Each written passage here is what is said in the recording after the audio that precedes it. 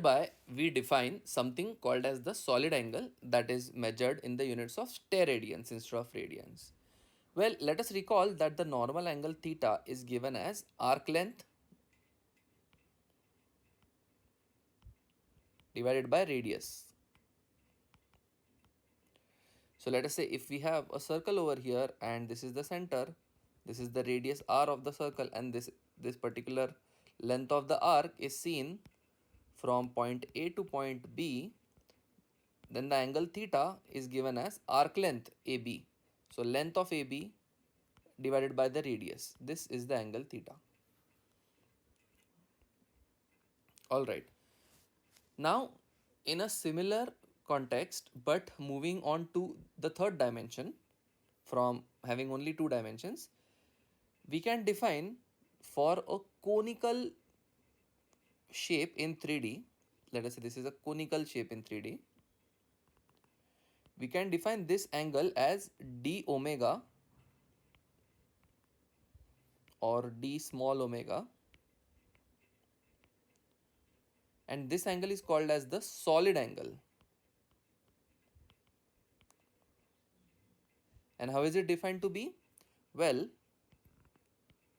if this is the distance from the central point to this particular surface R, and this is the surface area ds, then the solid angle is defined to be ds divided by r square.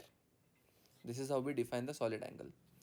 And hence if we look at this particular diagram, then this is the point around which we are measuring the solid angle, and this is a conical shaped figure. So this is a cone like this, like so, and here this is the area ds2, and here we can have the total distance r2 from the point O.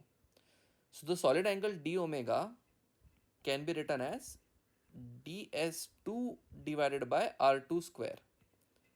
Similarly, the solid angle d omega could have been written as, this is ds1 and this distance is r1. It could have been written as ds1 divided by r1 square as well, d omega.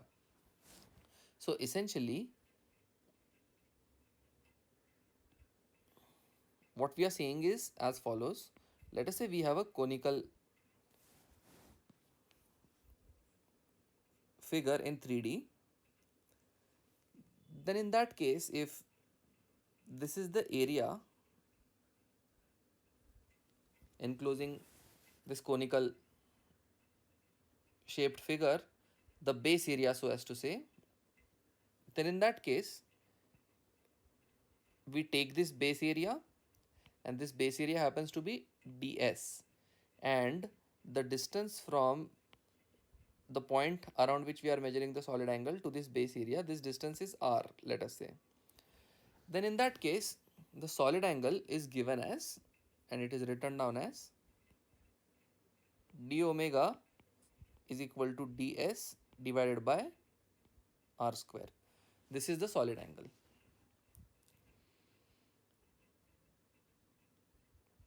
Here again it is important to note that we are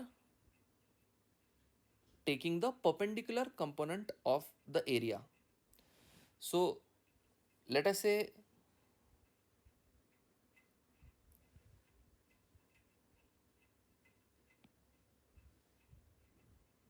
this is r and this is ds.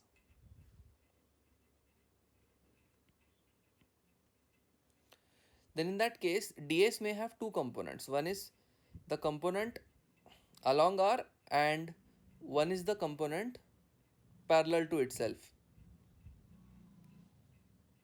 So we are taking the component of ds that is in the direction of r. So this is the component of ds that we are taking. This particular component is the component of ds that we'll be taking. So a better definition would be ds dot r cap divided by r square. and this would give us the exact definition of the solid angle d omega. The solid angle d omega happens to be a scalar quantity, and it is measured in the units of steradians.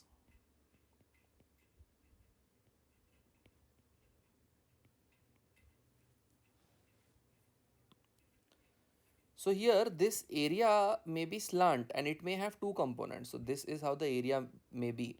One component will be along R and one component will be perpendicular to R. So we would like to take the component that is along R while measuring the solid angle. So that is the summary.